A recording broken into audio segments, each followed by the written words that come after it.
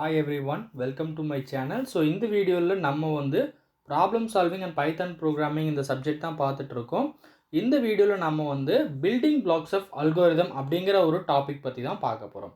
So நீங்கள் இன்னும் என்னோட சேனலை சப்ஸ்கிரைப் பண்ணலைன்னா சப்ஸ்கிரைப் பண்ணிக்கோங்க. அண்ட் டிஸ்கிரிப்ஷனில் நான் பிளேலிஸ்ட் லிங்க் கொடுத்துருக்கேன். ஸோ இந்த பிளேலிஸ்ட்டில் வந்து எல்லா வீடியோவையும் நான் வந்து அப்லோட் பண்ணுறேன், செக் பண்ணி பாருங்கள். அண்ட் ஆல்சோ இந்த டிஸ்கிரிப்ஷனில் வந்து நோட்ஸுக்கான லிங்க் கொடுத்துருக்கேன். ஸோ உங்களுக்கு யூஸ்ஃபுல்லாக இருக்கும். ஸோ ட்ரை பண்ணி பாருங்கள். ஸோ இப்போ நம்ம பில்டிங் பிளாக்ஸ் ஆஃப் அல்காரிதம் அப்படிங்கிற டாபிக்குள்ளே போயிடலாம். ஸோ இதுக்கு முன்னாடி வீடியோ நம்ம வந்து என்ன பார்த்துருக்கோம் அப்படின்னா அல்காரிதம்னா என்னென்னு பார்த்தோம். ஸோ ஃபஸ்ட்டு ஒரு டைம் ரீகால் பண்ணி பார்ப்போம். Algorithm is a step by step procedure, sequence of instruction, இந்த மாதிரி விஷயங்கள் பார்த்தோம். கேரக்டரிஸ்டிக்ஸ் பார்த்தோம். ஸோ அப்புறம் வந்து அதை எப்படி குவாலிட்டி ஆஃப் அல்காரிதம் அப்படிங்கிற விஷயங்கள் பார்த்தோம். ஸோ நெக்ஸ்ட் டாப்பிக்கை நம்ம வந்து பில்டிங் பிளாக்ஸ் ஆஃப் அல்காரிதம் தான் பார்க்க போகிறோம்.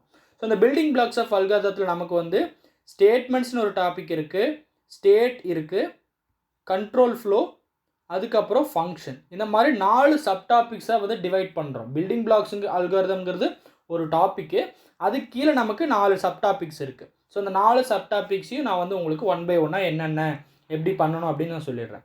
ஸோ ஃபஸ்ட்டு டாபிக் பார்த்தீங்கன்னா நமக்கு வந்து ஸ்டேட்மெண்ட்ஸ். ஸோ இந்த ஸ்டேட்மெண்ட்ஸை நம்ம எப்படி சொல்லுவோம்னா இன்ஸ்ட்ரக்ஷன் அப்படின்னு சொல்லுவோம்.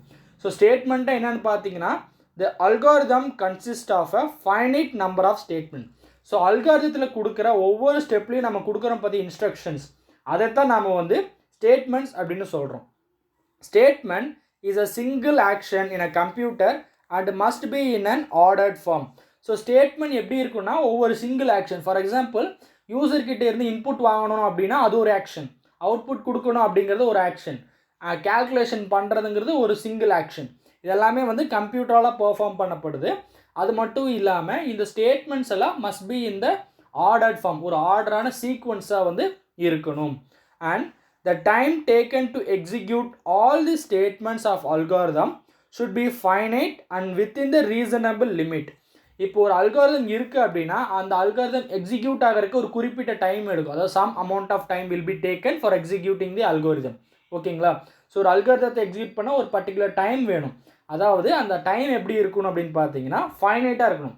ஃபார் எக்ஸாம்பிள் வந்து ஒரு அல்காரிதம் இருக்குது அப்படின்னா இந்த அல்காரிதம் எக்ஸிக்யூட் பண்ண ஒரு 2 மினிட்ஸ் ஆகுது, 3 மினிட்ஸ் ஆகுது, அந்த மாதிரி ஒரு ஃபைனைட்டாக நம்மளால் சொல்ல முடியும். இந்த அல்காரிதம் எக்ஸிக்யூட் ஆக இவ்வளோ டைம் ஆகுதுன்னு சொல்ல முடியதாக இருக்கணும். பட் அது மட்டும் இல்லாமல் ஒரு ரீசனபிளாக இருக்கணும். எப்படின்னா இந்த அல்காரிதம் எக்ஸிக்யூட் ஆக 2 நிமிஷம் ஆகுதுன்னா அந்த 2 நிமிஷமும் ஏதாவது ஒரு ப்ராசஸ் நடந்திருக்கும். சரிங்களா? அதை வந்து நம்ம வந்து ஸ்டேட்மெண்ட்ஸ் கீழே வரும். ஸோ நெக்ஸ்ட்டு பார்த்தீங்கன்னா ஸ்டேட். ஸோ ஸ்டேட் அப்படிங்கிறது பார்த்தீங்கன்னா transition from one process to another process under specified condition within a time is called state. அதாவது இப்போ ஒரு இடத்துல இருந்து இப்போ ஒரு பிரிண்ட் ஸ்டேட்மெண்ட் இருக்குது, நெக்ஸ்ட்டு அடுத்த ஸ்டேட்மெண்ட்டுக்கு போகணும். பிரிண்ட் ஸ்டேட்மெண்ட்க்கு அடுத்து வந்து ஒரு இன்புட் ஸ்டேட்மெண்ட்டாக கூட இல்லை, ஏதோ ஒரு ஸ்டேட்மெண்ட்டு, ஒரு ஸ்டேட்மெண்ட்லேருந்து இன்னொரு ஸ்டேட்மெண்ட்டுக்கு வந்து அதை மாறுது பார்த்தீங்களா, அந்த கண்ட்ரோல் ஃப்ளோ வந்து ஒரு ஸ்டேட்லேருந்து இன்னொரு ஸ்டேட்டுக்கு மாறுறதை நம்ம வந்து சொல்லுவோம். அதுதான் வந்து நம்ம வந்து ஸ்டேட் அப்படின்னு சொல்கிறோம். ஒரு ப்ராசஸ்லேருந்து அடுத்த ப்ராசஸ்க்கு வந்து மாறுற ஒரு ஸ்பெசிஃபிக் கண்டிஷன். ஏன்னா எந்த ஒரு ரீசனும் இல்லாமல் நம்ம ஒரு ப்ராசஸ்லேருந்து ஒரு ப்ராசஸ்க்கு மாற முடியாது. ஸோ அதுவே இப்போ வந்து ஃபார் எக்ஸாம்பிள் நான் வந்து யூசர்கிட்டருந்து இன்புட் வாங்குறதுக்கு ஒரு ஸ்டேட்மெண்ட், ஓகேங்களா, அதை மேனிப்புலேட் கேல்குலேஷன் பண்ணுறது ஒரு ஸ்டேட்மெண்ட்டு, அடுத்து பிரிண்ட் பண்ணுறது ஒரு ஸ்டேட்மெண்ட்டு. அப்போ 3 டிஃப்ரெண்ட் ஸ்டேட்மெண்ட் இருக்குது. ஸோ இப்போ என்ன பண்ணுவோம், ஃபஸ்ட்டு யூசர்கிட்டருந்து இன்புட் வாங்குறது ஃபஸ்ட்டு ஸ்டேட்மெண்ட், அடுத்ததுக்கு சேஞ்ச் ஆகும்போது கேல்குலேஷன், அடுத்தது பிரிண்ட் ஸ்டேட்மெண்ட். இந்த மாதிரி ஒவ்வொரு ஸ்டேட்மெண்ட்டுக்கும் சேஞ்ச் ஆகுது பார்த்தீங்களா, சம் ரீசன் இருக்கும். இன்புட் வாங்கினா தான் நான் கேல்குலேஷன் பண்ண முடியும், கேல்குலேஷன் பண்ணால் தான் என்னால் வந்து அவுட்புட் கொடுக்க முடியும். ஸோ இந்த மாதிரி ஒரு ரீசன், ஒரு பர்டிகுலர் ரீசன் அல்லது ஸ்பெசிஃபைடு ரீசன் இருந்துச்சுன்னா தான் நாம் வந்து ஒரு ப்ராசஸ்லேருந்து இன்னொரு ப்ராசஸ்க்கு மூவ் ஆக முடியும். இதை வந்து நம்ம ஸ்டேட்னு சொல்லுவோம். So third topic is control flow. So control flow அப்படிங்கிறது வந்து ரொம்ப முக்கியமான ஒரு topic. So control flow not only algorithm. So அல்காரிதமில் மட்டும் நம்ம கண்ட்ரோல் ஃப்ளோங்கிற விஷயம் பார்க்க மாட்டோம். மேஜராக ப்ரோக்ராமிங் லாங்குவேஜஸ்ன்னு எடுக்கும் பொழுது இந்த கண்ட்ரோல் ஃப்ளோ ரொம்ப முக்கியமான ஒரு topic. The process of executing the individual statements in a given order is called control flow. So அதாவது ஒரு ப்ராப்பர் ஒரு சீக்வன்ஸாக ஒரு இது கொடுத்துருக்காங்க, ஒரு அல்காரிதம் கொடுத்துருக்காங்க, அதை எப்படி எக்ஸிக்யூட் பண்ணுறோம் அப்படின்னு பார்த்தீங்கன்னா ஸோ அதுக்குன்னு ஒரு கண்ட்ரோல் ஃப்ளோ. இப்போ வந்து ஃபார் எக்ஸாம்பிள் ஒரு ஸ்கூல்னால் எப்படி இருக்கணும், ஒரு பர்டிகுலர் ரீசன் வச்சுருப்பாங்க, ரூல்ஸ் எல்லாம் வச்சுருப்பாங்க. ஸ்கூல்னு பார்த்தீங்கன்னா யூனிஃபார்மோட வரணும், ஐடி கார்ட்ஸ், ஷூ வியர் பண்ணணும், இந்த மாதிரியான சில ரூல்ஸ் இருக்கும்.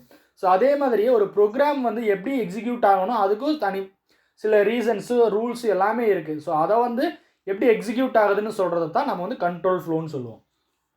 The control flow can be executed in 3 ways. அதாவது நம்ம கண்ட்ரோல் ஃப்ளோ வந்து 3 விதமாக எக்ஸிக்யூட் பண்ணலான்னு சொல்கிறாங்க. So first one is sequence, second one is selection, third one is iteration. So இது மூணுமே இந்த கண்ட்ரோல் ஃப்ளோ கீழே வரும். அதாவது கண்ட்ரோல் எப்படி எக்ஸிக்யூட் ஆகுதுங்கிறது இந்த 3 நம்ம சீக்வன்ஸ், செலெக்ஷன், ஐட்ரேஷன் அப்படின்னு வந்து நம்ம 3ஆக பிரிக்கிறோம். ஸோ இதையும் நாம் வந்து பார்ப்போம். So first one is sequence. So சீக்வன்ஸில் நம்ம எடுத்தோன்னே என்ன புரிஞ்சுக்கோம் அப்படின்னா ஒரு ஆர்டராக இருக்கும் அப்படின்னு நம்ம புரிஞ்சுக்கோம். So all the instructions are executed one after another is called sequence execution. அதாவது இப்போ ஒரு 10 ஸ்டேட்மெண்ட் இருக்குன்னா ஃபஸ்ட்டு ஸ்டேட்மெண்ட் எக்ஸிக்யூட் ஆனால் தான் நெக்ஸ்ட்டு அடுத்த ஸ்டேட்மெண்ட் எக்ஸிக்யூட் ஆகும். First statement executed, second statement execute, up to எவ்வளோ ஸ்டேட்மெண்ட் இருக்கோ அவ்வளோ ஸ்டேட்மெண்ட் வந்து நமக்கு எக்ஸிக்யூட் ஆகும். இதைத்தான் நம்ம வந்து சீக்வன்சியல் அப்படின்னு சொல்லுவோம். சரிங்களா, ஒரு எக்ஸாம்பிள் பார்த்துடலாம். ஸோ எக்ஸாம்பிள் நான் என்ன கொடுத்துருக்கேன்னு பாருங்கள். Add 2 numbers. ஸோ 2 வேல்யூவை ஆட் பண்ணுறோம். இதுக்கு நான் ஒரு அல்காரிதம் எழுதணும். ஸோ அல்காரிதம் எப்போவுமே ஸ்டார்ட்டு கடைசியில் ஸ்டாப் இப்படி முடியணும். ஓகேங்களா, இப்போ என்ன பண்ணுறேன், ஃபஸ்ட்டு ஸ்டெப்பில் நான் வந்து ஸ்டார்ட் அப்படின்னு வந்து ஃபஸ்ட்டு கொடுத்துறேன். ஸோ செகண்ட் ஸ்டெப்பில் ஸ்டெப் 2 பார்த்தீங்கன்னா கெட் ஏபி. ஸோ ஏவோட வேல்யூவும் பியோட வேல்யூவும் நான் வாங்கணும். அண்டு ஸ்டெப் 3 பார்த்தீங்கன்னா calculation. So calculate C equal to A plus B. So ஏவோடைய வேல்யூவும் பியோட வேல்யூவை ஆட் பண்ணி நான் சியில் போய் ஸ்டோர் பண்ணுறேன். ஓகேங்களா, அடுத்து ஸ்டெப் 4 பார்த்தீங்கன்னா பிரிண்ட் சி. ஸோ சியோட வேல்யூவை நான் பிரிண்ட் பண்ணுறேன், கடைசியாக ஸ்டாப் பண்ணுறேன். ஸோ இது வந்து சீக்வன்ஸுக்கு நான் எக்ஸாம்பிளை ஏன் சொல்கிறேன்னா ஒரு ஆர்டராக எக்ஸிக்யூட் ஆகும். ஸோ அதாவது ஸ்டெப் 1 ஃபஸ்ட்டு எக்ஸிக்யூட் ஆகும், ஸ்டெப் 2 அடுத்தது, ஸ்டெப் 3, ஸ்டெப் 4, ஸ்டெப் 5ன்னு ஒரு ஸ்டேட்மெண்ட் எக்ஸிக்யூட் ஆனதுக்கு அப்புறம் தான் அடுத்த ஸ்டேட்மெண்ட் எக்ஸிக்யூட் ஆகுது. ஸோ இது வந்து it is a better example for sequence. ஓகேங்களா, ஸோ அடுத்தது பார்த்தீங்கன்னா செலெக்ஷன். ஸோ இந்த செலெக்ஷன் நான் உள்ளே பார்க்கறதுக்கு முன்னாடி நான் வந்து உங்களுக்கு சொல்லிடுறேன். ஸோ செலெக்ஷன் அப்படிங்கிறது இப்போ ஒரு துணி கடைக்கு நீங்கள் துணி வாங்க போகிறீங்க, ஒரு 4-5 கலர் வந்து இருக்குது. ஒரு ஷர்ட் வாங்க போகிறீங்கன்னு வச்சுக்கோங்களேன், 4-5 கலர் இருக்குது. ஸோ அதை வந்து நீங்கள் எப்படி செலக்ட் பண்ணுங்க அப்படின்னு பார்த்தா உங்களுக்கு என்ன கலர் பிடிக்குதோ அப்படின்னு அதை வச்சு ஒரு கண்டிஷனை பேஸ் பண்ணி நீங்கள் பண்ணுவீங்க, அந்த துணி எடுப்பீங்க. சரி, மேபி உங்களுக்கு க்ரீன் கலர் பிடிக்குதுன்னா க்ரீன் கலர் ஷர்ட் வாங்குவீங்க. ஸோ அதே மாதிரி இந்த செலெக்ஷனும்.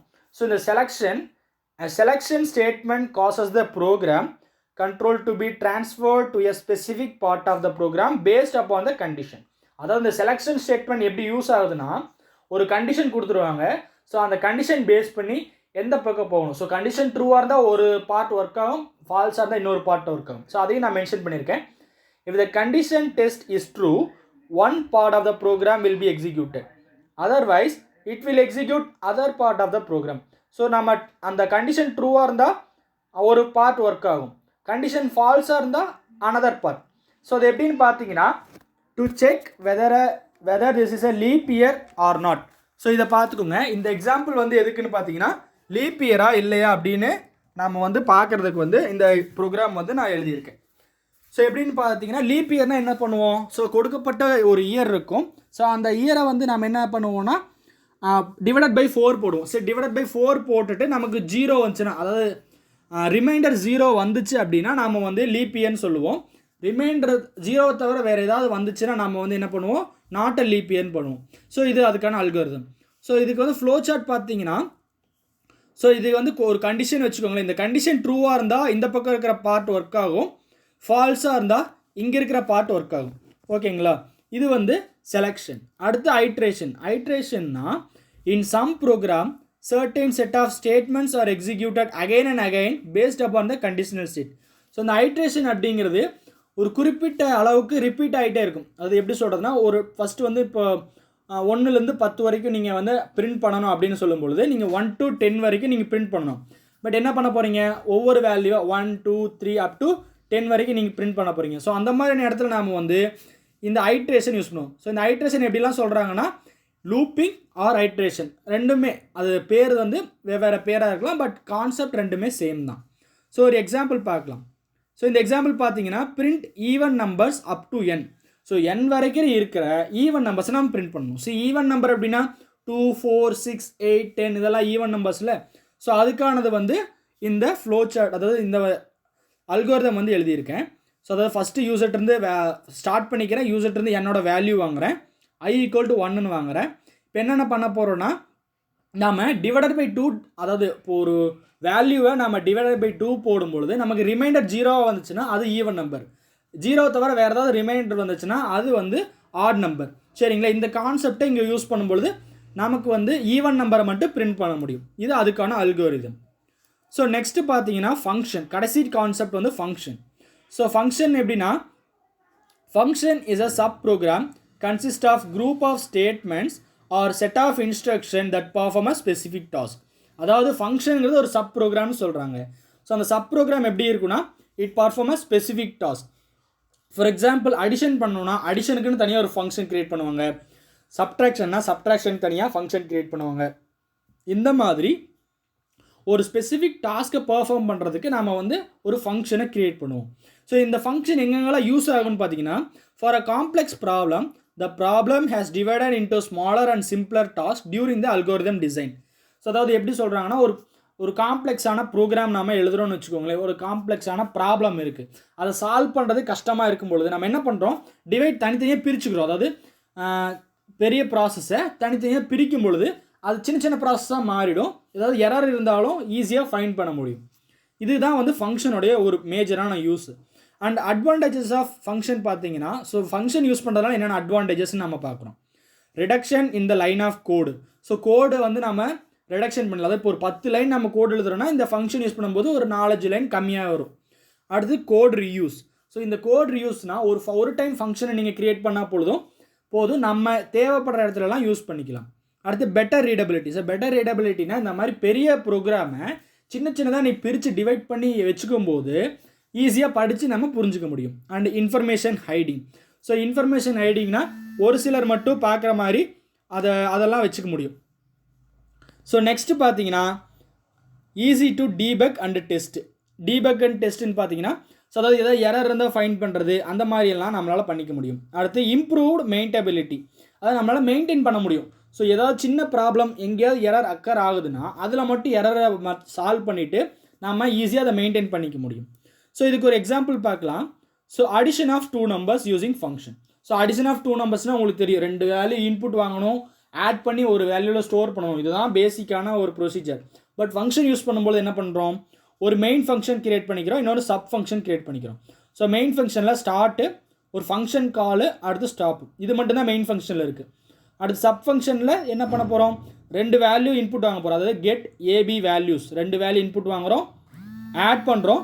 ஸோ ஆட் பண்ணிவிட்டு பிரிண்ட் பண்ணுறோம், பிரிண்ட் பண்ணிவிட்டு அதை ரிட்டர்ன் பண்ணணும். அதாவது இங்கே இருக்கிற வேல்யூ பிரிண்ட் பண்ணுற வேல்யூ அடுத்து நம்ம இங்கே இருந்து இங்கே கொண்டு போகணும். சரிங்களா? சப் ஃபங்க்ஷன்லேருந்து இந்த ஃபங்க்ஷன் நம்ம போகணும். இதான் வந்து தான் நாம் வந்து ஃபங்க்ஷன் சொல்லுவோம். ஸோ இந்த எக்ஸாம்பிளுக்கு ஒரு டயக்ராம் போட்டிருக்கேன். ஸ்டார்ட்டு இது வந்து அதே சேம் டயக்ராம் பார்த்து flow chart. So flow chart வந்து நெக்ஸ்ட் கான்செப்ட்டில் நம்ம பார்க்க இருக்கோம். ஸோ அதனால் இந்த வீடியோவில் நம்ம வந்து பில்டிங் பிளாக்ஸ் ஆஃப் அல்காரிதம் பார்த்தோம். ஸோ ஏதாவது டவுட்ஸ்னால் டிஸ்கிரிப்ஷனில் கமெண்ட்டில் சொல்லுங்கள். டிஸ்கிரிப்ஷனில் வந்து நான் இந்த பிளேலிஸ்ட் லிங்க் கொடுத்துருக்கேன் அண்டு நோட்ஸுக்கான லிங்க்கும் கொடுத்துருக்கேன், செக் பண்ணி பாருங்கள். ஸோ நெக்ஸ்ட் வீடியோவில் பார்க்கலாம். தேங்க்ஸ் ஃபார் வாட்சிங்.